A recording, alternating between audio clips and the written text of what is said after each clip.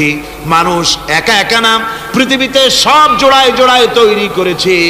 উদ্ভিদের মধ্যে জোড়া তৈরি করেছি, প্রাণী জগতের মধ্যে জোড়া তৈরি করেছি।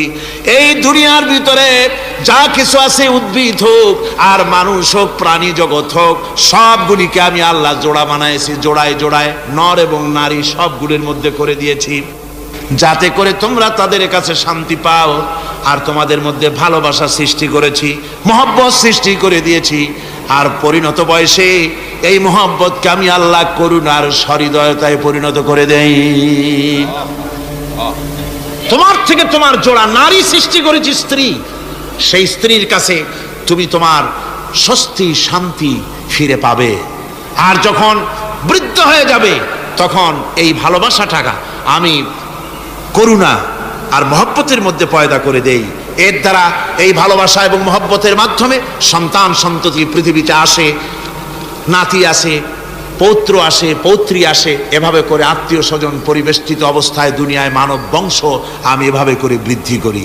আর এরপরে মানব সৃষ্টি করে মানুষকে এক পরিবেশ সৃষ্টি করে দিয়ে তাকে কথা বলারও আমি ভাষা শিখিয়েছি। আল্লামাহুল বায়ান, মানুষকে আমি কি শিক্ষা দিয়েছি? কথা বলতে আমি শিক্ষা দিয়েছি।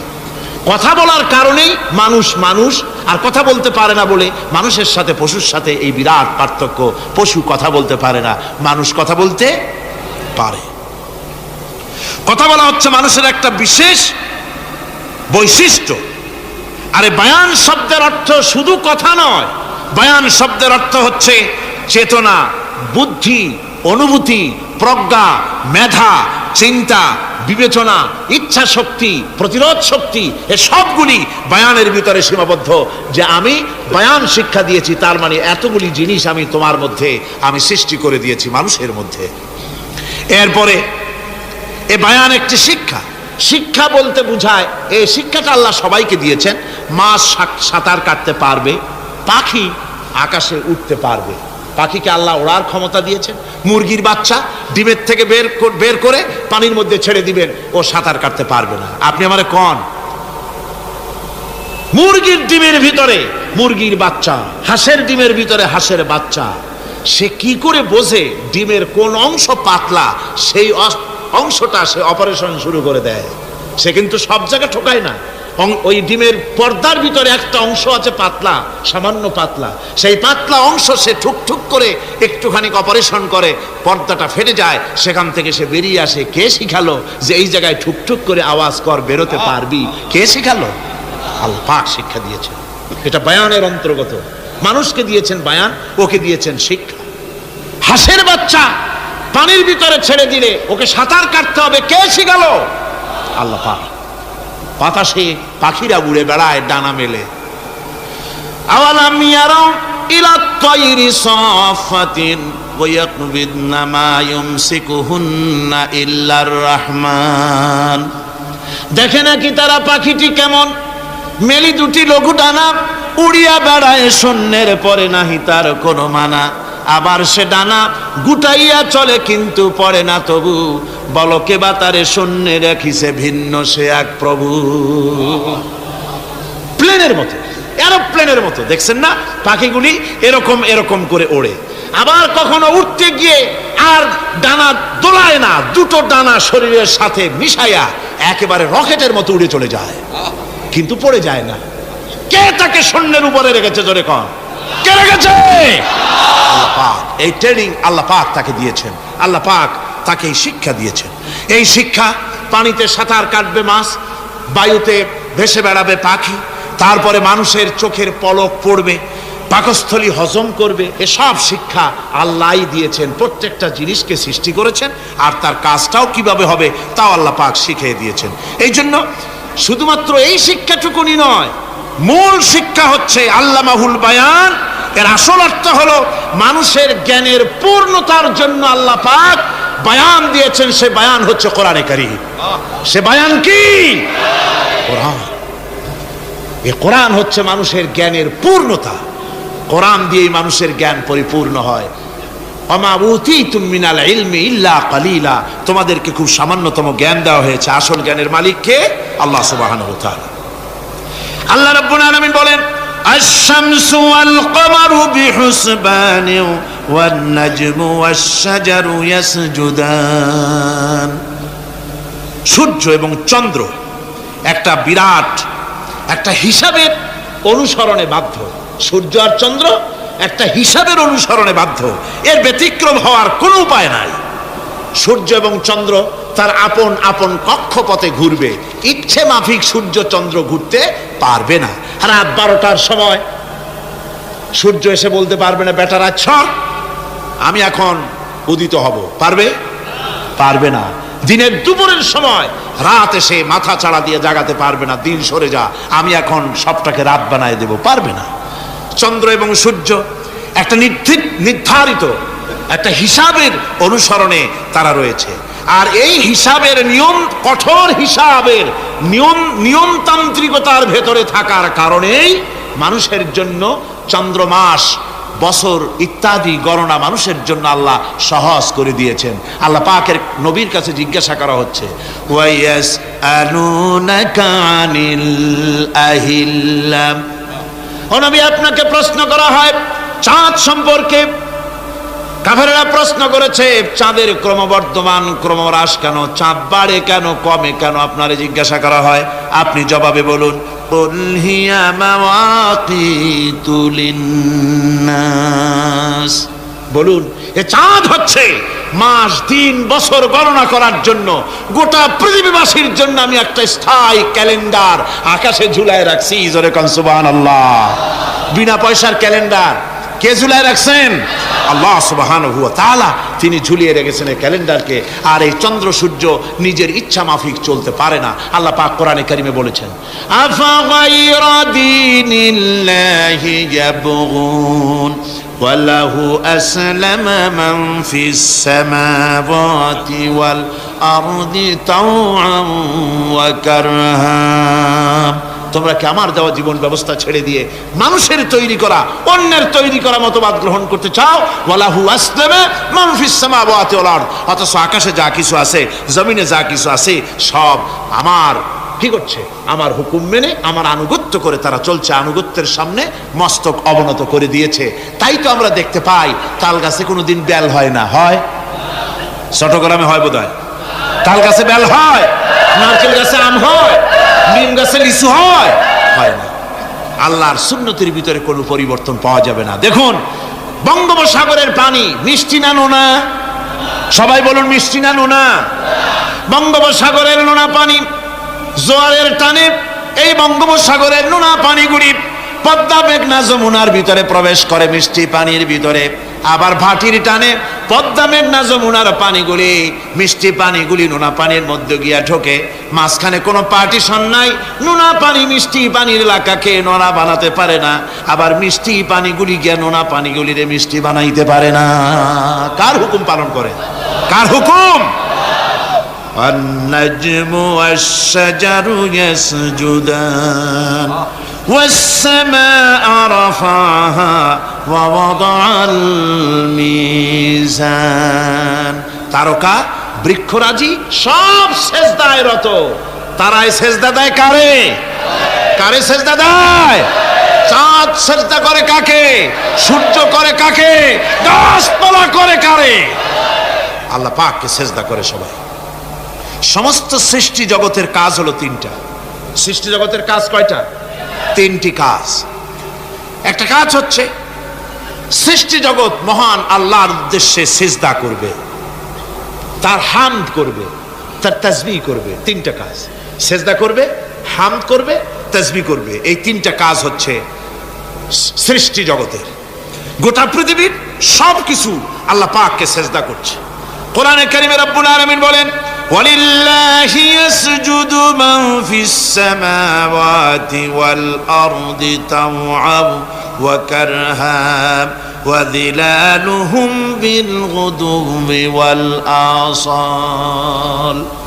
আল্লাহ পাক বলেন, আকাশে যা কিছু আছে, জমিনে যা কিছু আছে, সব কিছু আমার সেজদা করে। এমনকি গাছগুলি, গাছও আমার সেজদা করে। গাছগুলি সকাল বেলায় গাছের ছায়া সকাল বেলায়, আর বিকাল বেলায় নিজের ছায়া লম্বা করে দিয়ে আমার সামনে সেজদায় পতিত হয়ে যায়। গাছগুলি আমাকে সেজদা করে, তারকা সমূহ, চন্দ্র সূর্য সব আমাকে সেজদা করে। ওয়ালিল্লাহি ইয়াসজুদু মা ফিস সামাওয়াতি ওয়া মা ফিল আরদ মিন দাব্বাতিন ওয়াল মালাইকাতু ওয়া হুম লা ইস্তাকবিরুন। আকাশ এবং জমিনে যা কিছু আছে আমার সেজদা করে। আমার সেজদা থেকে কেউ অহংকার করে না, অহমিকতা করে না, আমার সেজদা থেকে কেউ ফিরে যায় না, সবাই আমাকে সেজদা করে। সুতরাং ও মানুষ, আমার দরবারে সেজদায় মাথা নত করে দাও। সবগুলি আমার সামনে সেজদা করতেছে। আলাম তারা আন্নাল্লাহা ইয়াসজুদু লাহু মান ফিস সামাওয়াতি ওয়া মান ফিল আরদ والشمس والقمر والنجوم والجبال والشجر والدواب وكثير من الناس। আল্লাহ পাক বলছেন, আকাশ এবং জমিনে যা আছে সব আমাকে সেজদা করছে। চাঁদে, সূর্যতে, গাছপালায়, পাহাড় পর্বতে, সবকিছু, সমস্ত প্রাণী জগৎ পর্যন্ত, চতুষ্পদ জন্তুগুলি পর্যন্ত আমি আল্লাহকে সেজদা করে। সুবহানাল্লাহ, সুবহানাল্লাহ কোন? সব সেজদা আল্লাহর জন্য। সুতরাং আল্লাহ পাককে সেজদা করতে হবে। এই সেজদা দিয়া ধন্য হচ্ছে সমস্ত সৃষ্টি জগৎ। মানুষ শুধু আল্লাহ পাককে সেজদা করছে না, অনেক মানুষ সেজদা থেকে গাফেল। সেই জন্য গতকালও আমি আপনাদের সামনে বলেছিলাম, আল্লাহকে সেজদা দিবেন, সেজদাই বেশি মজা। সেজদাই যদি না দিতে পারলেন তাহলে দিবেনটা কি? আপনাকে সৃষ্টি করা হয়েছে সেজদার জন্য। মানুষ যেমন সেজদা দিতে পারে নাক দিয়া, কপাল দিয়া, হাত দিয়া, পা দিয়া, হাঁটু দিয়া, মানুষ যেমন সেজদা দিতে পারে মানে শরীর অঙ্গ প্রত্যঙ্গ দিয়ে, এইভাবে কিন্তু পৃথিবীর অন্য কোনো প্রাণী সেজদা দিতে পারে না। দেখুন না, আপনার বাড়ির একটা বিড়াল অথবা ছাগল অথবা গরু, ওরে নাক আর কপাল দিয়ে মানুষে যেমন সেজদা দেয়, ওই রকম সেজদা দেওয়াতে চেষ্টা করে, চারটা ঠ্যাং নিয়ে উল্টে পড়ে যাবে, সেজদা দিতে পারবে না। সেজদা নাক আর কপাল দিয়া সেজদার ব্যবস্থা আল্লাহ মানুষের জন্যই করেছেন। সুবহানাল্লাহি ওয়া বিহামদিহি। বেশি করে আল্লাহ পাককে সেজদা করতে হবে আর তাসবিহ করতে হবে। আল্লাহ পাকের তাসবিহ করবেন কার? ইউসাব্বিহু লিল্লাহি মা ফিস সামাওয়াতি ওয়া মা ফিল আরদ। সাব্বাহা ইউসাব্বিহু তাসবিহান। অতীতে তাসবিহ পড়েছে, বর্তমানে তাসবিহ পড়ছে, ভবিষ্যতেও তাসবিহ পড়বে। আল্লাহ যা আছে আকাশে, যা আছে জমিনে, তাসবিহ পড়বে কার? আল্লাহ পাকের তাসবিহ পড়বে। সুতরাং এই পৃথিবীতে যা আছে সব আল্লাহর তাসবিহ পড়ছে। আমরা বুঝি না, ওদের ভাষা বুঝি না। বাতাস তার শনশন রবে, পানি তার কুলুকুলু নাদে, পাতা পল্লবগুলি তার মর্মর রবে, পাখি তার কল কাকলিতে, ইত্যাদি যত রকমের শব্দ আমাদের কানে আসে, সমস্ত শব্দের মধ্যে আল্লাহর জিকির হয়, আমরা বুঝি না। কোরআনে কারীম এ কথাটা এভাবে বলছেন, ওয়া ইম মিন শাইইন ইল্লা ইউসাব্বিহু বিহামদিহি ওয়ালাকিন লা তাফকাহুনা তাসবিহাহুম। যা আছে পৃথিবীতে, আকাশে জমিনে, সব আমার তাসবিহ পড়ে, তোমরা বোঝো না। ওই ফাল্গুন মাসে, চৈত্র মাসে, বসন্তকালে গাছের ডালে ডালে কোকিল বসে ডাকে কুহু কুহু করে, তুমি শোনো কুহু কুহু, আসলে তো কুহু কুহু না, ওরা ডাকে আল্লাহু আল্লাহু। পড়েন সবাই, আল্লাহু আল্লাহু আল্লাহু আল্লাহু আল্লাহু। সব কিছু আল্লাহ পাকের জিকির করছে, আল্লাহর তাসবিহ করছে। والسماء رفعها ووضع الميزان ألا تطغوا في الميزان وأقيموا الوزن بالقسط ولا تخسروا الميزان। আকাশমণ্ডলকে তিনি সুউচ্চ করে রেখেছেন এবং মানদণ্ডকে তিনি প্রতিষ্ঠিত করেছেন। সুতরাং মানদণ্ডকে বিপর্যস্ত করো না, মানদণ্ডকে প্রতিষ্ঠিত করো। আর পাল্লার দাড়িকে খবরদার বাঁকা করে দিও না। এই যে মিজান শব্দ আল্লাহ তিনটি আয়াতে, তিন জায়গায় আল্লাহ মিজান শব্দ ব্যবহার করলেন। এই মিজান হচ্ছে মানদণ্ড। এই মানদণ্ড কি? সূরা আল হাদীদের মধ্যে আল্লাহ পাক এটা আরো সুন্দর করে এখানে বলেছেন, লাকাদ আরসালনা رسلنا بالبينات وأنزلنا معهم الكتاب والميزان ليقوم الناس بالقسط। আমি রাসূলদেরকে অবশ্যই আমি আমার রাসূলদের পৃথিবীতে প্রেরণ করেছি, তাদের সাথে দিয়েছি বাইয়িনাত, তাদের সাথে দিয়েছি কিতাব, আর তাদের সাথে দিয়েছি আমি মিজান। সমস্ত নবীদেরকে তিনটা জিনিস দেওয়া হয়েছে কোরআনে। এখানে বলা হচ্ছে কয়টা জিনিস? তিনটা। একটা হচ্ছে কিতাব, একটা হচ্ছে বাইয়িনাত, আর একটা হচ্ছে মিজান। বাইয়িনাত হচ্ছে যে সমস্ত দলিলের মাধ্যমে বোঝা যায় যে উনি আল্লাহর পয়গম্বর, এগুলি হচ্ছে বাইয়িনাত। আর কিতাব হচ্ছে আল্লাহর পক্ষ থেকে যে ওহীর মাধ্যমে যে কিতাব আসছে সেই কিতাব। আর মিজান হচ্ছে ন্যায় বিচার, সুষ্ঠু বিচার। এই সুষ্ঠু বিচার যা দিয়ে হক এবং বাতিলকে বোঝা যায়, এই ন্যায় বিচার, সুষ্ঠু বিচার কোরআনের মাধ্যমে আল্লাহ পাক নবীদেরকে দান করেছেন। সুতরাং এই পৃথিবীতে যদি আমরা শান্তি চাই, স্বস্তি চাই, আমরা যদি নিরাপত্তা চাই, তাহলে মিজান, জাস্টিস কায়েম করতে পারে কেবলমাত্র কোরআন। এই কোরআনের আইন অনুযায়ী জীবন পরিচালিত করতে পারলে আমরা দুনিয়ায় শান্তি পাবো। এমনকি আল্লাহ পাক সমস্ত ন্যায় বিচার শিখাইছেন, পরের হক কিভাবে আদায় করবেন, দরিদ্রের হক কিভাবে আদায় করবেন। এমনকি ওজন করতে গিয়ে আপনি যেন কোনো ক্রেতাকে না ঠকান, সে কথাও আল্লাহ বলেছেন। খবরদার দাড়ির পাল্লার দাড়িটাকে কখনো বাঁকা করো না, উল্টা পাল্টা করো না। একথা কোরআনে কারীমের মধ্যে আল্লাহ পাক পরিষ্কার করে আমাদের সামনে বলে দিলেন। আমার বন্ধুগণ, এরপরে সর্বশেষ আমি শেষ করে এনেছি আর মাত্র দুটি আয়াত আপনাদের সামনে বলে আমরা যাব আকর্ষণীয় মুনাজাতের দিকে ইনশাআল্লাহ। সবাই বলেন ইনশাআল্লাহ। আল্লাহ রাব্বুল আলামিন এবার বলেন, ওয়াল আরদা ওয়াদাহা লিল আনাম ফিহা ফাকিহাতু ওয়ান নাখলু যাতুল আকমাম। আল্লাহ পাক বলছেন পৃথিবীকে তিনি সমস্ত সৃষ্টির জন্য এই পৃথিবী বানিয়েছেন। আনাম শব্দের অর্থ হচ্ছে জীব, জানদার। যত জানদার আছে সমস্ত জানদারদের জন্য আল্লাহ পাক এই পৃথিবীকে বানিয়েছেন। অর্থাৎ যাদের প্রাণ আছে, প্রাণী সময়ের জন্য আল্লাহ যা সৃষ্টি করেছেন সেটা হলো এই পৃথিবী। এই পৃথিবী ছাড়া অন্য কোথাও কোনো প্রাণী বসবাসের উপযোগী করে আল্লাহ তৈরি করেন নাই। এই পৃথিবীটা কি আল্লাহ পাক প্রাণীদেরকে বসবাসের উপযোগী করে তৈরি করেছেন। তারপরে বলছেন পৃথিবী তো তৈরি করলাম, এরপরে আমি তাদের সমস্ত খাবার দাবারের ব্যবস্থাও করেছি। খেজুরগুলিকে আমি প্যাকেট করে তোমাদের সামনে দিয়েছি, আচ্ছাদন দিয়ে দিয়েছি। খেজুরের কথা এখানে বলা হয়েছে। শুধু খেজুর নয়, খেজুর, আঙ্গুর, বেদানা, আপেল, যত খাবার আমাদের সামনে আল্লাহ দিয়েছেন সমস্ত খাবারগুলি প্যাকেট করা। জোরে বলেন কি করা? প্যাকেট করা। কি মহব্বত করে আল্লাহ দিয়েছেন। কলা বলেন, তাল বলেন, বেল বলেন, সব খাবারগুলিকে আল্লাহ পাক প্যাকেট করে মানুষের সামনে হাজির করেছেন। কারণ ওয়ালাকাদ কাররামনা বানি আদমা, যেহেতু আদম সন্তানকে আমি সম্মানিত করেছি, তাই আদম সন্তানের সামনে, ভদ্র সম্মানিত মেহমানের সামনে যত খাবার দিলাম সব খাবারগুলিকে আমি গুছিয়ে সুন্দর করে সাজিয়ে আমি কভার করে তোমার সামনে পেশ করেছি। ওয়াল হাব্বুজুল আসফি ওয়ার রাইহান। এরপরে দানা দিয়েছি, ভুসি দিয়েছি। দানা হচ্ছে মানুষের খাবার, ভুসি হচ্ছে পশুর খাবার।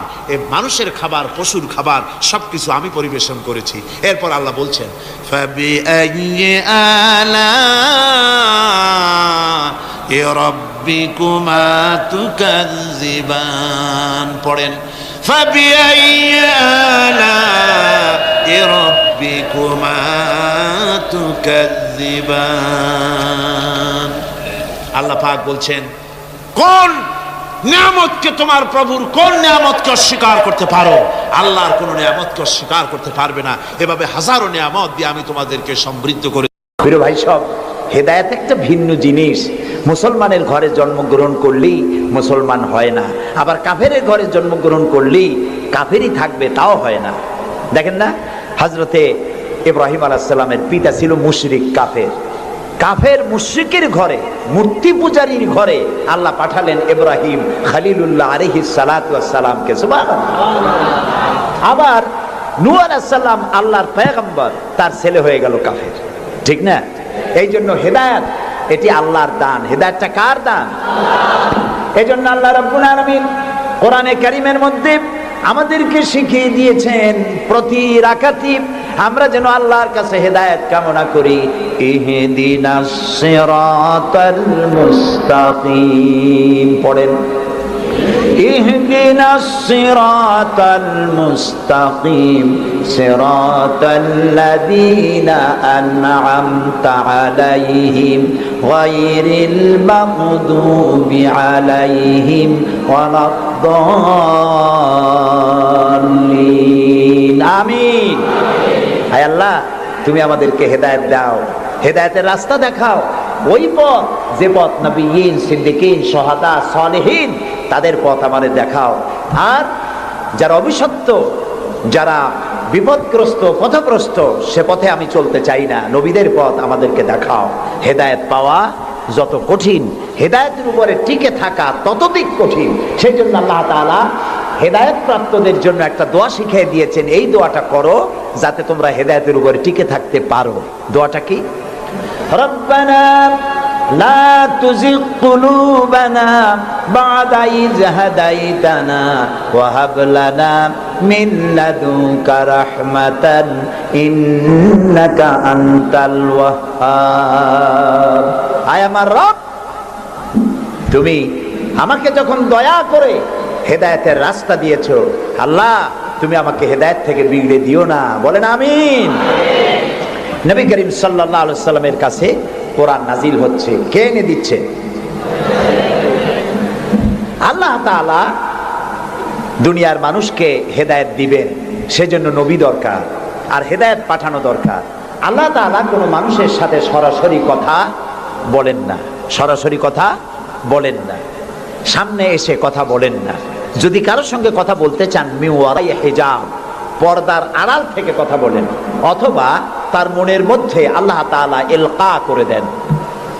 আমি গত 2 সপ্তাহ আগে কায়রো সফর করে এসেছি, মিশর। আল্লাহ তাআলার কাছে আমার খুব আশা ছিল, দুনিয়ার 4টি মহাদেশের প্রায় অর্ধশত দেশ ভ্রমণ করেছি, কিন্তু মিশর আমার দেখা হয়নি। মুসা আলাইহিস সালামের দেশ, ফেরাউনের দেশ, ইউসুফ আলাইহিস সালামের দেশ, সালেহ আলাইহিস সালামের দেশ, ইব্রাহিম আলাইহিস সালামের শ্বশুর বাড়ি। তো আল্লাহ তাআলা সেই জায়গা দেখার তৌফিক দিলেন। গেলাম সেই জায়গায়, কায়রো থেকে প্রায় 600 কিলোমিটার দূরে তুরে সায়না, যেখানে আল্লাহ মুসা আলাইহিস সালামের সাথে কথা বলেছিলেন। আমার জীবন ধন্য। আল্লাহ তাআলা সেই জায়গাটাও দেখালেন যেখানে আল্লাহ মুসা আলাইহিস সালামের সঙ্গে কথা বলেছেন। তো আল্লাহ তাআলা সরাসরি কথা বলেন, কিন্তু দেখা যায় না তাকে। এই কোরআন শরীফে আল্লাহ তাআলা কি সুন্দর করে বলেছেন, সূরা তাহার মধ্যে এসেছে, মুসা আলাইহিস সালাম তিনি যাচ্ছিলেন তার স্ত্রী পরিজন নিয়ে। স্ত্রী ছিলেন গর্ভবতী, আসন্ন প্রসবা, ডেলিভারি হবে, প্রচন্ড ঠান্ডা ছিল, এখন আগুনের প্রয়োজন। তিনি দূরে দেখতে পেলেন একটা গাছের উপরে যেন আগুন দেখা যায়। তিনি ছুটলেন সেই আগুনের পানে এবং বললেন, ফাকালা লি আহলিহিম কুসু ইন্নী আনাস্তু নারান লাআল্লি আতিকুম মিনহা বিকাবাসিন আও আজিদু আলান নারি হুদা। তোমরা এখানে অপেক্ষা করো, আমি তো এই আগুনের মতো কি একটা দেখতেছি, আমি ওখানে যাই, হয়তো আগুন আনতে পারবো, অথবা কোনো একটা রাস্তা, একটা কিছু পেয়ে যাবো। ফালাম্মা আতাহা নুদিয়া ইয়া মূসা ইন্নী আনা রাব্বুক ফাখলা নালাইক ইন্নাকা বিল ওয়াদিল মুকাদ্দাসি তুয়া। ও মূসা, যেটারে আগুন মনে করছো, এটা আগুন না, এটা আমি তোমার রব। ফাখলা নালাইক, জুতা খোলো, ইন্নাকা বিল ওয়াদিল মুকাদ্দাসি তুয়া, এটা হলো পবিত্র উপত্যকা। আমি যখন সেই পবিত্র উপত্যকায় গেছি, এদিকে তুরে সায়না, এদিকে আরেকটা পাহাড়, মাঝখানে 2 পাহাড়ের মাঝখানের সমতল ভূমিকে উপত্যকা বলা হয়। আমার এই আয়াত মনে পড়লো, সাথে সাথে জুতা খুলে ফেলে দিলাম। মুসা আলাইহিস সালামকে আল্লাহ বলেছেন, ফাখলা নালাইক, জুতা খোলো। আমি আমার সাথীরা জুতা খুলে এগিয়ে গেলাম। আমার এক সাথী ছিলেন চট্টগ্রাম ইন্টারন্যাশনাল ইসলামিক ইউনিভার্সিটির কোরআনিক সায়েন্সের চেয়ারম্যান অধ্যাপক গিয়াসউদ্দিন তালুকদার। তাকে আজান দিতে বললাম, তিনি আজান দিলেন ওয়াদিল মুকাদ্দাসে। আজান দিয়ে সেখানে আমরা জোহরের নামাজ আদায় করলাম, জোহর আসর জামআন ওয়া কাসরান আদায় করে নিলাম। তারপরে চলে গেলাম সেই জায়গায় যেখানে আল্লাহ তাআলা কথা বলেছিলেন, সেই জায়গাটা এখনো আছে। সুবহানাল্লাহ। আল্লাহ তাআলা বলছেন, ওয়া নাখতারতুকা ফাসতামি' লিমা ইউহা। ও মুসা, আমি তোমাকে আমার জন্য বাছাই করছি। সুবহানাল্লাহ। আমি তোমাকে আমার জন্য বাছাই করেছি, এখন তুমি শোনো আমি কি বলি। ইন্নানি আনাল্লাহ, আমি আল্লাহ।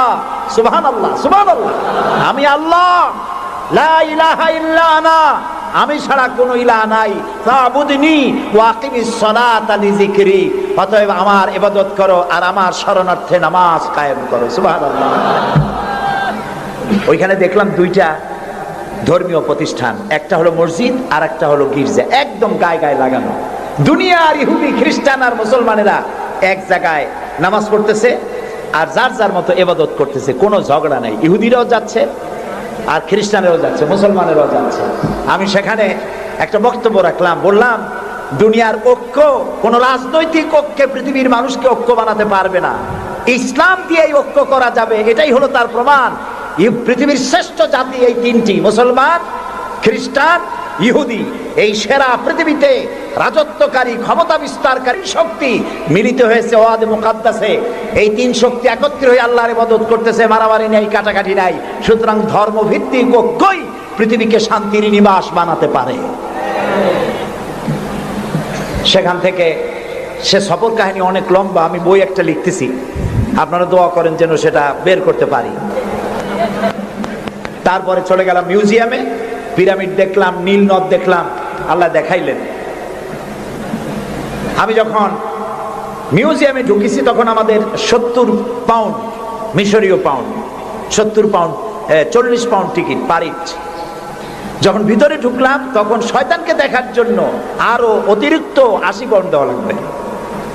তা আমি চিন্তা করলাম যে পয়সা খরচ করা অপচয় হবে না, কারণ আল্লাহ তাআলা বলেছেন কুল সিরু ফিল আরদ ফানজুরু কাইফা কানা আকিবাতুল মুকাজ্জিবিন। আল্লাহ তাআলা বলেছেন আমার জমিন ভ্রমণ করো আর মহাসত্যের অস্বীকারীদের কি পরিণতি করেছি তা দেখো আর তার দ্বারা শিক্ষা গ্রহণ করো। কাজে আল্লাহ দেখতে কইছে, শয়তান দেখা দরকার। ভিতরে ঢুকে দেখলাম গ্লাসের বক্স, সেখানে মিস্টার ফিরাউন চিতই শুয়ে আছে। হায় আল্লাহ, আল্লাহ শুটকি বানাই থুইছে, কাপড় দিয়ে জড়ানো, পাও দুটো বাইর করা, হাত দুটো বাইর করা, ঘাটটা এত বড় লম্বা, এরকম চিকুন, কল্লাটা আছে, একটা দাঁত আছে মুখে, হাতে পায়ে কিছু নখও আছে, মাথায় কিছু চুলও আছে। হাজার হাজার বছর আগের লাশ। মুসা আলাইহিস সালামকে যখন তাড়ায় নিয়ে গেল লোহিত সাগরে, লোহিত সাগরের কিনারায় মুসা আলাইহিস সালাম বসেছিলেন তার উম্মতদের নিয়ে। ফেরাউন 3 দিক থেকে আক্রমণ করলো। এই কোরআন বর্ণনা, এটা কি কোরআন? আল্লাহ তাআলা বলছেন, ও নবী তুমি তো তখন সেখানে উপস্থিত ছিলে না যখন ফেরাউন তার দলবল নিয়ে মুসা আলাইহিস সালামকে তাড়া করেছিল সেই তুরে সায়নায়, তুমি উপস্থিত ছিলে না। আমি ওহী দিয়া, কোরআন দিয়া তোমাকে ইতিহাস জানাইছি। সুবহানাল্লাহ। সেই লোহিত সাগরের পারে গেলাম যেখানে তাকে ঘিরে ফেলানো হয়েছিল। মুসা আলাইহিস সালাম এবং তার সাথীরা বললেন, ইয়া মুসা ইন্না লামুদরাকুন, হে মুসা আমরা তো পাকড়াও হয়ে গেলাম, সারাশি আক্রমণ করা হয়েছে, আমাদেরকে পালাবার কোনো জায়গা নাই। মুসা আলাইহিস সালাম আল্লাহর পয়গম্বর। কার নবী? আল্লাহর পয়গম্বর। মুসা আলাইহিস সালাম বললেন, কাল্লা রব্বি সায়াহদিন, ভয় পাইও না, অবশ্যই আল্লাহ তাআলা আমাদেরকে পথ বের করে দেবেন। 3 দিকে কি শত্রু, 3 দিকে কি, আর একদিকে কি নদী না সাগর। আপনারা মনে করছেন নীল দরিয়া পার হয়েছে বুঝি মুসার তারা খায়া? সাগর, লোহিত সাগর, রেড সি। 3 দিকে শত্রু, একদিকে সাগর, পালাবার রাস্তা আছে। আল্লাহর পয়গম্বর বলছেন কোনো ভয় নাই, অবশ্যই রব্বি সায়াহদিন, অবশ্যই আল্লাহ আমাদের পথ বের করে দেবেন। আল্লাহ তাআলা খুশি হয়ে গেলেন। সুবহানাল্লাহ। আল্লাহ এটাই চান, আল্লাহ এটাই চান। বাপে করে কি, বাপে মায় ছোট্ট বাচ্চা দাঁড়ায় তো পড়ে যায়, ওঠে তো পড়ে, এইরকমের অবস্থায় টেবিলের পাশে খাড়া করে দেয়, দূরের থেকে হাত পাতে। বাপের ইচ্ছা কি যে লাভ দুক আর দাঁত ভাঙুক? না, ওর সাহস দেওয়ার জন্য, ওর সাহস হোক সেই জন্য টেবিলের কোণায় দাঁড় করে দূরের থেকে হাত পাতে। যেটা সাহসী সে চাম করে পড়ে বাপের কোলে। আল্লাহ তাআলা বিপদের প্রান্তে দাঁড় করিয়েছেন, বিপদের বর্ডারে দাঁড় করাইয়া সাহস পরীক্ষা করছেন। সুবহানাল্লাহ। মুসা আলাইহিস সালাম সাহসের পরীক্ষায় পাশ করেছেন। আল্লাহ তাআলা হুকুম করলেন, তোমার আশা দিয়ে বাড়ি মারো, আঘাত দাও। আল্লাহ তাআলা সমুদ্রকে ভাগ করে দিলেন। সুবহানাল্লাহ। সমুদ্র ভাগ হয়ে গেল। এগুলি গল্প কি? কোরআন। কোরআন। সাগর ফেটে গেল। মুসা আলাইহিস সালাম আর তার দলবল নিয়ে সাগরের মাঝখানে চলে গেছেন। ফেরাউন তার দলবল নিয়ে এসে দেখে বাহ, এ তো ভালোই, রয়্যাল রোড। ও মনে করছে ওর বাজানের তৈরি করা রাস্তা। ওর সমস্ত সেনাবাহিনী নিয়ে নেমে পড়েছে। যেই না সাগরের মাঝখানে আসছে, মুসা আলাইহিস সালাম তার দলবল নিয়ে উপার চলে গেছেন। আল্লাহ হুকুম করলেন, যিনি হুকুম করেছিলেন সাগর ফেটে যা, মুসার জন্য রাস্তা বানায় দে, সেই আল্লাহ বললেন সাগর রাস্তা বন্ধ করে দে। রাস্তা বন্ধ হয়ে গেল। এখন ফেরাউন আর তার দলবল পানিতে চুপনি খাইতে খাইতে সাথের লোকেরা সব শেষ। এখন ফেরাউন একা সমুদ্রের ঢেউতে ডুবে আর ওঠে, পানি খেতে খেতে পেটটা পুটকা মাছের মতো মোটা হয়ে গেছে। দেখে যে জান আর টেকে না, নাক দিয়েও পানি পড়ে, কান দিয়েও পানি পড়ে। এখন বলছে আমান্তু, না না না না, হাফেজ নাই?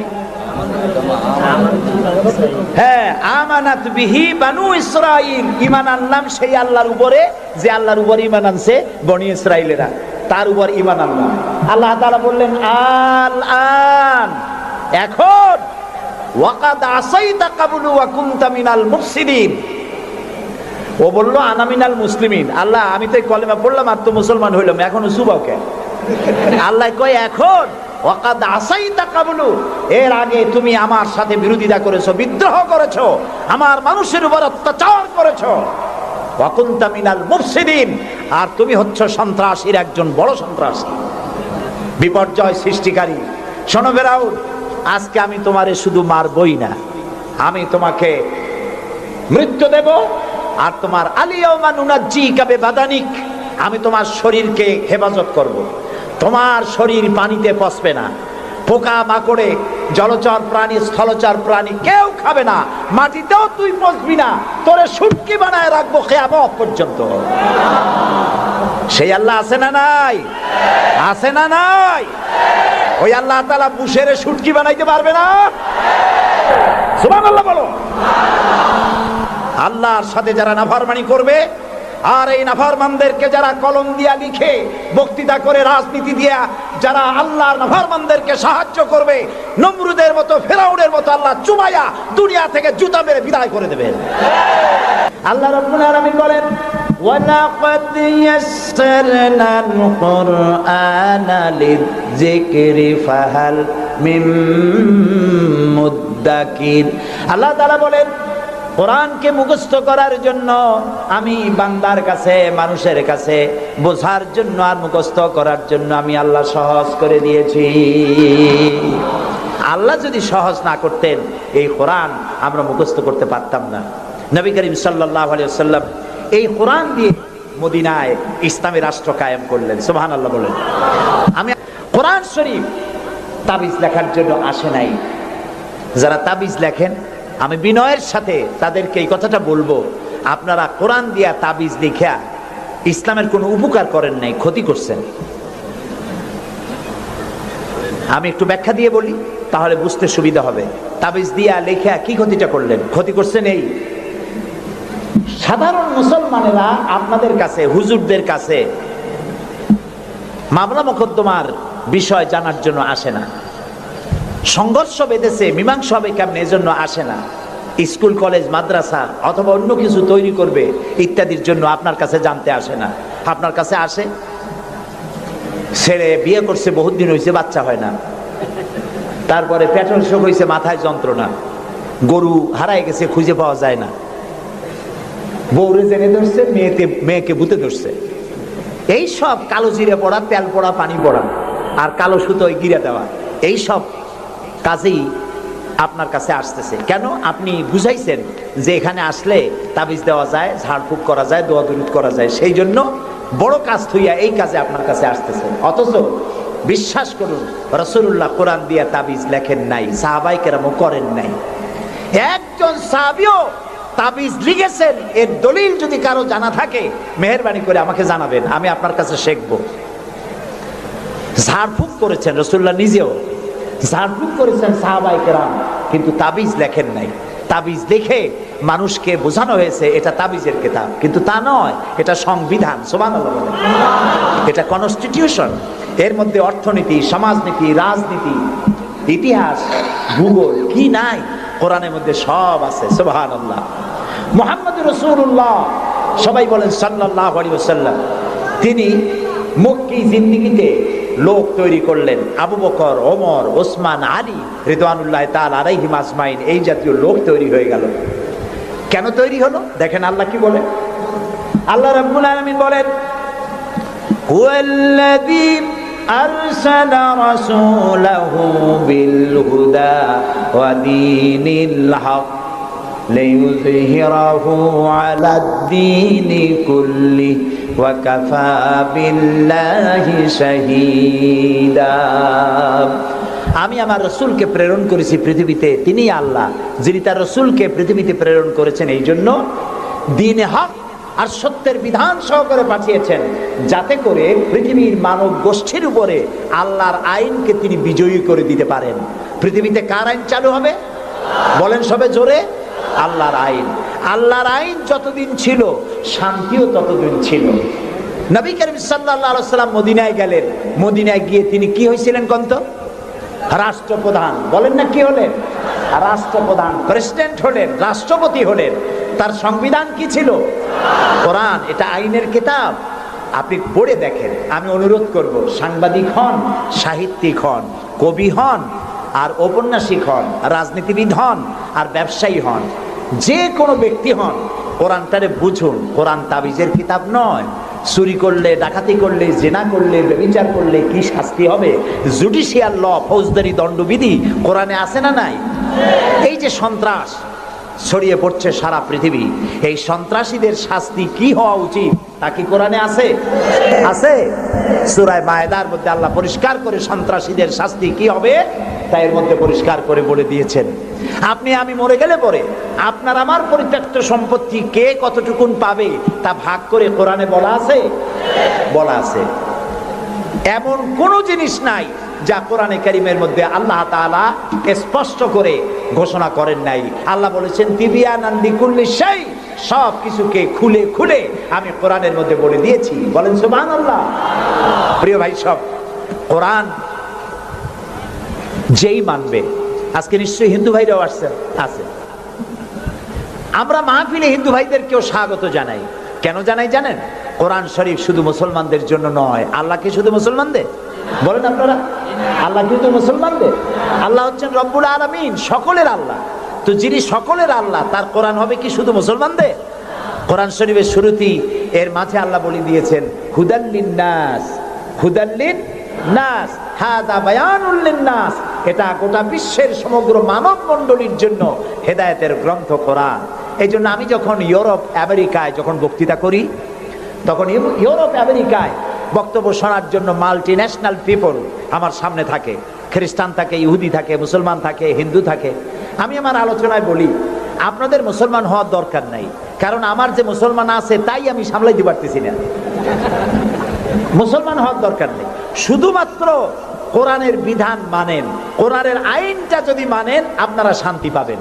মুসলমান হওয়ার দরকার নাই, কোরআনের আইন মানেন, শান্তি পাবেন। কয় কিরকম? আমি বলি দেখেন, সুদ, সুদ হালাল না হারাম? এই সুদ দিয়ে মানুষ শোষিত হয় না উপকৃত হয়? শোষিত হয়। কারা শোষিত হয়? গরিবরা। কারা শোষিত হয়? গরিবেরা। দেখেন আল্লাহ যা বানায়, শয়তান তার উল্টো একটা বানায়। আল্লাহ বানিয়েছেন জাকাত ভিত্তিক অর্থ ব্যবস্থা। জাকাত হলো ধনীদের কাছ থেকে নাও, গরিবদের দাও। আর সুদ হলো এর উল্টা, গরিবদের কাছ থেকে নাও, ধনীদের দাও। এটা হলো শয়তানের বানানো। এখন ব্যাংকের থেকে সুদ নেয় গরিবেরা, নিয়ে সার কিনলো, বীজ কিনলো, হালের বলদ কিনলো, জমিন চাষ করলো, ফসল বুনলো, কিন্তু অনাবৃষ্টি অতিবৃষ্টির কারণে ফসল হলো না। ব্যাংকের সুদ মাফ হবে? হবে না। সুদ চাপ সৃষ্টি করা হবে দেওয়ার জন্য। যদি না দেয় তাহলে বাকি হালের বলদ বেচা লাগবে, বইয়ের সোনার শেষ চুরি গাছা ভিটে বাড়ি বিক্রি করে ব্যাংকের সুদ পরিশোধ করতে হবে। ব্যাংকে টাকা রাখছিল কারা? বুঝেন না কেন? কারা রাখছিল? তাদের টাকা আরো বাড়লো, আর গরিবের টাকা যা ছিল তাও শেষ হয়ে গেল। এখন দেখেন আল্লাহ কি বলেন। আল্লাহ রাব্বুল আলামিন বলেন ওয়া হাল্লাল্লাহুল বাই'a ওয়া হাররামার রিবা। আল্লাহ তাআলা বলেন আমি সুদকে হারাম করেছি আর ব্যবসাকে করেছি হালাল। সুদ হারাম, কত বড় হারাম! রাসূলুল্লাহ বলেছেন সুদের মধ্যে 70টি গুনাহ, তার 70 গুনাহ হলো নিজের গর্ভধারিণী মাকে বিবাহ করা। নাউযুবিল্লাহ। ঘৃণার সাথে বলেন নাউযুবিল্লাহ। এই মারাত্মক গুনাহ, এই সুদ যদি বাংলাদেশে রাষ্ট্রীয়ভাবে বন্ধ করা হয় তাহলে উপকৃত হবে শুধু মুসলমানেরা, হিন্দুরা হবে না, খ্রিস্টান হবে না, বৌদ্ধরা হবে না। এখন এটারে কেমনে বন্ধ করবেন কোন? সুদ কেমনে বন্ধ করবেন? সুদের বিরুদ্ধে আমাদের দেশের পীর সাহেবরা, মাওলানা সাহেবরা ওয়াজ কি কম করছে? পক্ষে করছে না বিপক্ষে করছে? সুদ বন্ধ হয়েছে? আমি বলি কিয়ামত পর্যন্ত যদি এই দেশে পীর সাহেবরা আর মাওলানা সাহেবরা ওয়াজ করতে থাকে সুদের বিরুদ্ধে, সুদ বন্ধ হবে না, হবে না, হবে না। ওয়াজ দিয়া তাফসীর দিয়া সুদ বন্ধ হয় না। ওয়াজ দিয়া তাফসীর দিয়া যদি সুদ বন্ধ হইতো তাহলে মুহাম্মদ সাল্লাল্লাহু আলাইহি ওয়াসাল্লামের চাইতে বড় ওয়াজ আকাশের নিচে জমিনের উপরে আর একজন আছে, তিনি ওয়াজ করে বন্ধ করতে পারতেন। তিনি বন্ধ করছেন কিভাবে? আইন করিয়া। কিভাবে করছেন? যেমন একটা বিষয় আপনাদের বুঝাই, আমাদের দেশে এখন পলিথিন আছে না নিষিদ্ধ হয়েছে? কেমনে নিষিদ্ধ হইল? মাওলানা সাহেবরা ওয়াজ করছে ভাইরা আপনারা পলিথিন ব্যবহার করবেন না, কবিরা গুনাহ হইব, আর যদি কেউ পলিথিন ব্যবহার করেন কিয়ামতে 13 দিন জাহান্নামে থাকবেন। এরকম ওয়াজ করছে কেউ? কেমনে বন্ধ হইল? পরিবেশ মন্ত্রী বিল উত্থাপন করলেন পার্লামেন্টে, বললেন পলিথিন জমিনের উর্বরা শক্তির জন্য মারাত্মক ক্ষতিকর, পলিথিন পচে না, জমির উর্বরা শক্তি নষ্ট করে দেয়। একদিন বাংলাদেশে জমিনের উর্বরা শক্তি হারিয়ে গোটা মানুষ দুর্ভিক্ষের কবলিত হবে, না খেয়ে মারা যাবে। সুতরাং এই ধরনের বিষাক্ত জিনিস এটাকে নিষিদ্ধ ঘোষণা করা হোক। স্পিকার সাহেব তখন বললেন পার্লামেন্টের সামনে, সংসদের সামনে এখন প্রশ্ন হচ্ছে যে পলিথিন মারাত্মক ক্ষতিকর বিষয়, এই জিনিসটি নিষিদ্ধ ঘোষণা করা হোক। পক্ষে যারা আছেন তারা হা বলেন। হা বলল, তিনি হা বিজয় হয়েছে বলে এটাকে নিষিদ্ধ ঘোষণা হয়ে গেল। পরের দিন প্রেসিডেন্ট সই করলেন। এখন পলিথিন নিষিদ্ধ হলো না জারি আছে? কোন এর প্রোডাকশন, এর উৎপাদন, এর বিপণন সবটা বন্ধ হয়ে গেছে। এখন সুদ বন্ধ করবেন কেমনে? ওয়াজ করে বন্ধ করা যাবে না। সুদে মানে সুদের বিপক্ষের লোক পার্লামেন্টে যদি যায়, 2/3 মেজরিটি যদি তারা হয়, তারপরে একজন লোক সেখানে দাঁড়িয়ে যাবেন, বিল উত্থাপন করবেন, বলবেন আল্লাহ সুদ হারাম করেছেন, রাসূলুল্লাহ বলেছেন সুদের মধ্যে 70টি গুনাহ, তার 70 গুনাহ হলো নিজের গর্ভধারিণী মাকে বিবাহ করা। এই মারাত্মক সুদকে নিষিদ্ধ ঘোষণা করা হোক। স্পিকার সাহেব বলবেন সংসদের সামনে এখন প্রশ্ন হচ্ছে, সুদ হচ্ছে মাকে বিবাহ করার মতো মারাত্মক গুনাহ, এই গুনাহ থেকে গোটা জাতিকে বাঁচাবার জন্য সুদ নিষিদ্ধ ঘোষণা করা হোক। এই প্রস্তাবের পক্ষে যারা আছে তারা জোরে হা বলুন। আরে ভাই, এটা তো পার্লামেন্ট না। পার্লামেন্টে যখন হা বলবে তখন স্পিকার সাহেব বলবেন আমার মনে হয় হা জয় যুক্ত হয়েছে, হা জয় যুক্ত হয়েছে। কয়বার কবে? 3 বার। পরের দিনে বিল চলে যাবে বঙ্গভবনে, প্রেসিডেন্ট সাহেব চোখ বুজে সই করে দেবে। তারপরের দিন থেকে সোনালী, বৈকালী, রূপালী, ভুবালী, কুষ্টি সুদ্ধা ব্যাংকের সুদ বন্ধ হবে নাকি হবে না বলো? সুতরাং কোরআন এসেছে আইন ইমপ্লিমেন্টের জন্য। কোরআনের আইন চালু করো। কোন হিন্দুর মুসলমান হওয়ার প্রয়োজন নাই, কোন খ্রিস্টানের মুসলমান হওয়ার প্রয়োজন নাই। কোরআনের আইন চালু হওয়ার মানেই হলো মানবতার কল্যাণ। সুবহানাল্লাহ। হযরতে সাদ তখন বললেন তাহলে তোমরা সবাই আমার পেছনে পেছনে এই দরিয়ার ভিতরে ঝাঁপিয়ে পড়ো আর আমার সঙ্গে সবাই উচ্চারণ করো নাস্তাঈনু বিল্লাহি ওয়া নাতাওয়াক্কালু আলাইহি হাসবুনাল্লাহু নি'মাল ওয়াকিল নি'মাল মাওলা ওয়া নি'মান নাসীর। ইতিহাস লিখতেছি 60,000 সৈন্য তাদের অশ্ব নিয়ে, তাদের উষ্ট্র নিয়ে, তাদের মালপত্র নিয়ে, জাহাজের সামান নিয়ে শ্রাবণের খরস্রোতা নদী, উত্তাল তরঙ্গমালায় ভরা নদীর উপর থেকে এই সাহাবীরা পাড়ি দিয়ে ওপার চলে গেলেন। ওপার যাওয়ার পরে হযরতে সাদ বলছেন তোমাদের কেউ কি হারায় গেছে নাকি? সবাই এদিক ওদিক তাকায় খোঁজ করে বলল মানুষ তো দূরের কথা, একটা উট আর ঘোড়াও একটাও হারায় যায় নাই। একজন বলল, আমার একটা পেয়ালা, যে পেয়ালা আমি পানি পান করতাম, সেই পেয়ালাটা তুফানে ছিটকে কোথায় চলে গেছে, ওইটা হারায় গেছে। হযরতে সাদ বলেন, মুজাহিদের কোন জিনিস দরিয়া নিতে পারে না, অবশ্যই তা ফেরত আসবে। এই কথা তিনি বলতেছিলেন, হঠাৎ করে দরিয়ার কিনারে একটা আওয়াজ হলো, দেখা গেল তুফানের ভিতরে সেই হারানো বাটিটা তাদের মধ্যে ফিরে এসেছে। আল্লাহু আকবার। মুজাহিদদেরকে সাহায্য করেন স্বয়ং আল্লাহ রাব্বুল আলামিন। আফ্রিকার জঙ্গলের কাছে ভিন্ন ইতিহাস, জঙ্গলের কাছেই মুসলমানদেরকে থাকতে দেওয়া হয়েছে। মনে করা হয়েছিল জঙ্গলের সমস্ত হিংস্র প্রাণীরা এই মুসলমানদের শেষ করে দেবে, যুদ্ধ করা লাগবে না। হযরতে সাদ সে অবস্থা বুঝতে পারলেন, তিনি একটা মঞ্চ তৈরি করলেন। সেই মঞ্চের উপরে দাঁড়ায় জঙ্গলের প্রাণীদের দিকে লক্ষ্য করে তিনি নোটিশ জারি করে দিলেন, বললেন, ইয়া আইয়াতুহাল হাশারাত ওয়াস সিবাউ নাহনু আসহাবু রাসূলুল্লাহ সাল্লাল্লাহু আলাইহি ওয়াসাল্লাম। হে জঙ্গলের হিংস্র প্রাণীরা, আমরা আল্লাহ রাসূলের সাহাবী, ফাইন্না নাজিলুনা ফামান ওয়াজাদনা বাদাহু কাতালনাহু। আমরা রাসূলের সাহাবী, এইখানে আল্লাহর দ্বীনকে কায়েম করার জন্য আমরা এসেছি, আল্লাহর কলেমার আওয়াজ নিয়ে আমরা এখানে রাত কাটাবো।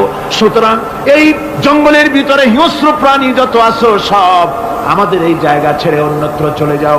আফ্রিকার জঙ্গলি মানুষেরা চিন্তা করলো, মানুষের কথা কি জঙ্গলি প্রাণীতে শোনে নাকি, পাগলে কয় কি? তারা তাকায় তাকায় দেখলো, হযরতে সাদের এই ঘোষণার পরে বাঘের কাতারে বাঘ, সিংহের কাতারে সিংহ, সাপের কাতারে সাপ, যার যার ডিম আর বাচ্চাগুলি মুখে কামড়ায়া সাহাবীদের এলাকা ছেড়ে দিয়ে তারা অন্যত্র চলে গেল। আমার মুসলমান ভাইরা, এই ছিল মুসলমানদের ইতিহাস। দ্বীন প্রতিষ্ঠা করার কাজে মুসলমান এগোলে আল্লাহই মদত করেন। কে মদত করেন? বিশ্বকবি, কবি সম্রাট আল্লামা ইকবাল রহমতুল্লাহ আলাইহি বলেছেন, দশত দশত है दरिया भी न छोड़े हमने, दश्त दश्त है दरिया भी न छोड़े हमने, बहर जुल्मत पे दौड़ा दिए घोड़े हमने। আমরা সেই মুসলমান, প্রান্তর তো প্রান্তর, আমরা দরিয়ার খরস্রোতা উত্তাল তরঙ্গের উপর থেকে ঘোড়া দাবড়িয়ে আফ্রিকার ভূখণ্ডে কালেমার পতাকা আমরা উড্ডীন করেছি। আমরা সেই মুসলমান। একটুখানি জিকির করেন, লা ইলাহা ইল্লাল্লাহ, লা ইলাহা, লা ইলাহা ইল্লাল্লাহ মুহাম্মাদুর রাসূলুল্লাহ। সমুদ্রের ঢেউকে, দাজলা নদীর ঢেউকে আল্লামা ইকবাল স্মরণ করায় দিন, ও দরিয়ার ঢেউ, এ মওজুদা জলাব তু ভি পহচানতি হ্যায় हमको अब तक है तेरा दरिया अफसाना खां हमारा। হে টাইগ্রিসের উত্তাল তরঙ্গমালা, নিশ্চয় তোমার ভুলে যাওয়ার কথা নয় যে তোমার উপর থেকেই আমরা দরিয়া পার হয়ে উপরে গিয়ে কালেমার পতাকা উড্ডীন করেছিলাম। আমরা সেই মুসলমান। আজ ইসলামী চেতনা হারায়া আমরা আজকে দুনিয়ার মধ্যে সবচাইতে লাঞ্ছিত, পদদলিত, হেয় প্রতিপন্ন জাতিতে পরিণত হয়েছি। আমার ভাইরা, মহাকবি, বিশ্বকবি, কবি সম্রাট আল্লামা ইকবাল রহমতুল্লাহ আলাইহি সুন্দর করে বলেছেন, মুসলমানদেরকে লক্ষ্য করে বলেছেন, ঘোষণা করো, বাতিলদেরকে জানায়া দাও, আমরা মাথা নত করার জাতি নই। আমরা মাথা নত করার জাতি। ভারত আজ আমাদের দিকে চোখ রাঙায়, ভারত চোখ রাঙায় তাকায় আমাদের, দুনিয়ার অনেকেই আমাদের দিকে চোখ রাঙায়। বিশ্বকবি আল্লামা ইকবাল বলেছেন, বাতিল সে দবনে ওয়ালে आए आसमां नहीं हम, बातिल से दबने वाले आए आसमां नहीं हम, सोबर कर चुका है तू इम्तिहान हमारा। বাতিলের সামনে মাথা নত করার জাতি আমরা নই। ওই আকাশ সাক্ষী, জমিন সাক্ষী, আমরা মাথা দিয়েছি কিন্তু মাথা নত করি না, শির দিয়েছি আমামা দেই নেই, সে জাতি আমরা। সুবহানাল্লাহ। সেই জাতি আজ দুনিয়ার বুকে লাঞ্ছিত, পদদলিত হচ্ছে। কারণ কি? কারণ হচ্ছে একমাত্র এই যে আমরা আমাদের জীবনের উদ্দেশ্য ভুলে গিয়েছি। আমার ভাইয়েরা, আল্লাহর এই রাস্তায়, আল্লাহর এই দিন প্রতিষ্ঠার জন্য লড়াই হবে, জিহাদ হবে। জিহাদের কথাই বলতেছি। এই জিহাদ হলো পৃথিবীর নির্যাতিত, নিপীড়িত মানুষের মুক্তির জন্য জিহাদ। জিহাদ কি জন্য? আমরা রাষ্ট্রপ্রধান হব, আমরা দেশ দখল করব, নেতৃত্ব দিব, এজন্য নয়। আমরা জিহাদ করব মানুষকে, মানুষের তৈরি করা মতবাদ, নির্যাতন থেকে, জুলম থেকে, অত্যাচার থেকে মানুষকে বাঁচাবার জন্য, মানবতা নিগৃহীত নির্যাতিত মানবতার মুখে মুক্তির হাসি ফোটাবার জন্য আমরা করব লড়াই। সেই লড়াইয়ে এগিয়ে আসতে হবে তরুণদেরকে। কাদেরকে? জোরে বলতে হবে, কাদেরকে?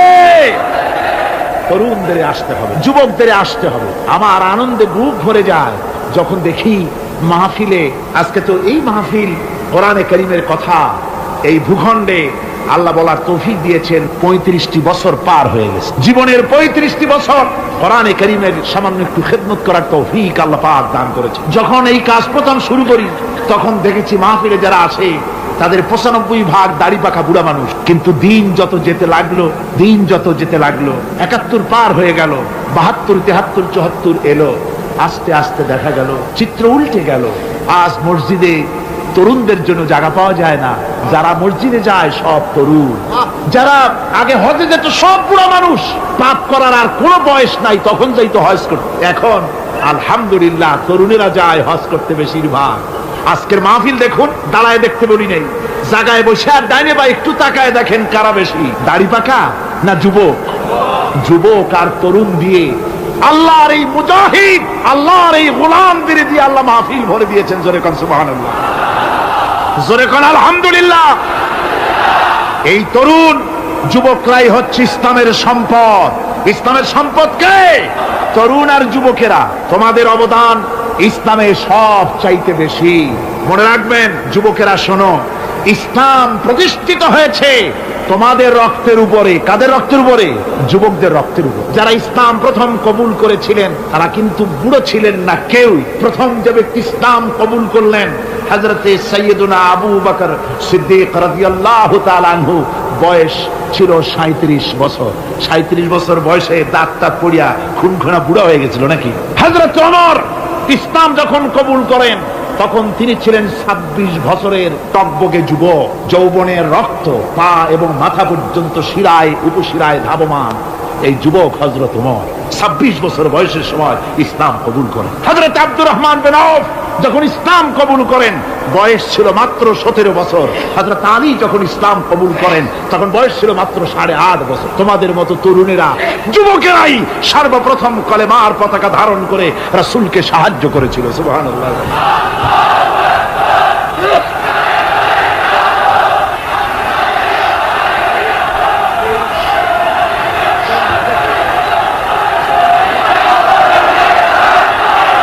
আমার মুসলমান ভাইয়েরা থামুন, আমার ভাইয়েরা, যুবকদের অবদানই চিরকাল ইসলামে বেশি ছিল।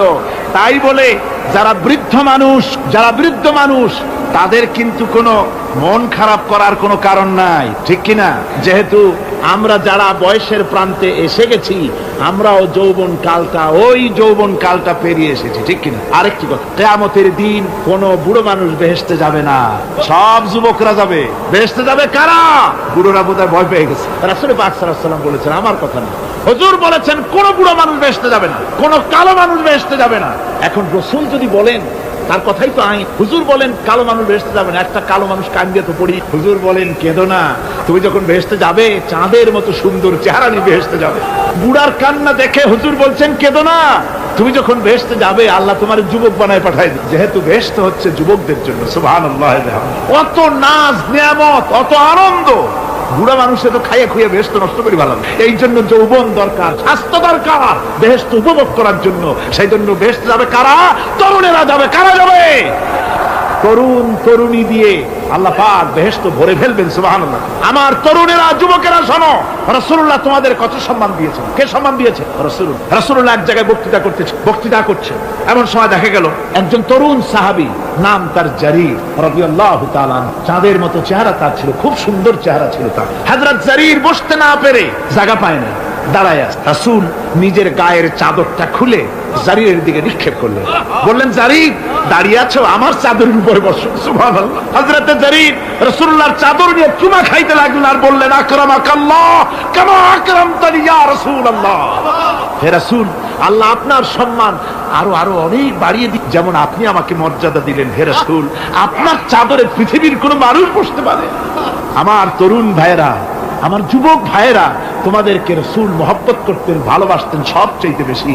তোমরা আজ বাতিলের শিকার। কার শিকার? বাতিলের শিকার। তোমাদেরকে কি দেওয়া হয়? যে সব রাজনৈতিক দলের যুবক যারা তোমরা এখানে আছো, জিজ্ঞেস করি তোমাদের নেতারা তোমাদেরকে কি দেয়? দেয় অস্ত্র, দেয় টাকা, দেয় নারী ভোগ করার জন্য পয়সা, তোমাদের চরিত্র ধ্বংস করার জন্য সব রকমের হাতিয়ার তুলে দেয়। তোমাদের হাতে শোভা পায় কলম, হাতে শোভা পায় খাতা, হাতে শোভা পায় বই। বই খাতা কলমের পরিবর্তে তোমাদের নেতারা তোমাদের হাতে তুলে দেয় স্টেন গান, তুলে দেয় হেরোইন, তুলে দেয় টাকা। এরা তোমাদের নেতা নয়, এরা তোমাদের জীবনের দুশ্মন। জনগণেরা কি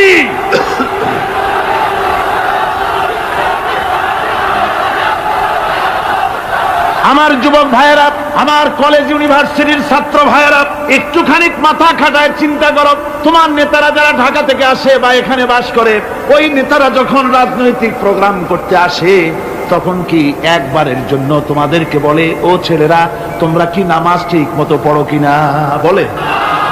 এই যে রোজা আসতেছে, খবরদার বাবারা তোমরা রোজা রেখো, এরকম কথা বলে নাকি? তোমার ওস্তাদদের সম্মান করো, এ কথা বলে নাকি? বরং টাকা দেয়, পয়সা দেয়, যে শিক্ষক তোমার মতের উল্টা করবে, ঠ্যাঙ্গাইয়া জনমের মতো টাইট করে দিবা। ঠিক কিনা? তোমার নেতারা কি কোনোদিন বলে নাকি, ও আমার সংগঠনের ছেলেরা মা বাপের খেদমত করবে, মা বাপের সম্মান করবে, খবরদার মা বাপের সঙ্গে বেয়াদবি করবে না, সন্ত্রাস করবে না, অস্ত্রবাজি করবে না, মানুষকে কষ্ট দিবে না, এমন কোনো কথা বলে না? আমার যুবকেরা শোনো, ওরা টাকা দিয়ে, অস্ত্র দিয়ে, পয়সা দিয়ে, মদ দিয়ে, ওরা নিজেদের ক্ষমতা টিকায় রাখার জন্য তোমাদেরকে লাঠির মতো ব্যবহার করে। সুতরাং আজকের তরুণদেরকে বুঝতে হবে, তরুণেরা ভালো করে বোঝো, তোমরা রাসূলের সৈনিক, তোমাদের পক্ষে সম্ভব। রাসূল, আমি বুঝতে পেরেছি কথা যেহেতু তরুণদের, আর তরুণদের জনসমুদ্র, কাজী জনসমুদ্রের মধ্যে উত্তাল ঢেউ তো সৃষ্টি হবেই, স্বাভাবিক। কিন্তু সেই স্বাভাবিকতার সুযোগ নিয়ে দাঁড়ায় বিশৃঙ্খলার সৃষ্টি করবেন না। আমার ভাইরা, আমরা ইসলাম আমাদের আদব শিক্ষা দেয়। কি শিক্ষা দেয়? আদব। শুধুমাত্র কোন লোক পেশাব পায়খানার কথা বললে তাকে রাস্তা ছেড়ে দেবেন, যেতে বলবেন, তা না হলে তো আপনাদেরই অসুবিধা হবে। কথা বুঝতে পেরেছেন? বাকি কেউ উঠবেন না, দাঁড়াবেন না। এত বড় বেহেশতি মাহফিল জীবনে আরেকবার পাবো, কোন নিশ্চয়তা আছে? আপনি আমাকে বলেন, আল্লাহর আকাশের নিচে, জমিনের উপরে এর থেকে শ্রেষ্ঠ কোন মাহফিল আছে নাকি? কারণ এ মাহফিল কোরআনের মাহফিল। কিসের মাহফিল? এর থেকে শ্রেষ্ঠ মাহফিল আল্লাহর আকাশের নিচে জমিনের উপরে হতে পারে না। সুতরাং বেয়াদবি কেউ করবে না। তরুণেরা, যুবকেরা, তোমাদের এগিয়ে আসতে হবে। নির্যাতিত মানবতার পাশে তোমাদেরকে দাঁড়াতে হবে। আজ শ্রমিকরা তাদের ন্যায্য পাওনা পাচ্ছে না, কৃষক তাদের উৎপাদনের মূল্য পাচ্ছে না, নারী তার সতীত্বের গ্যারান্টি পাচ্ছে না। মানুষেরা আজ নির্যাতিত, নিপীড়িত।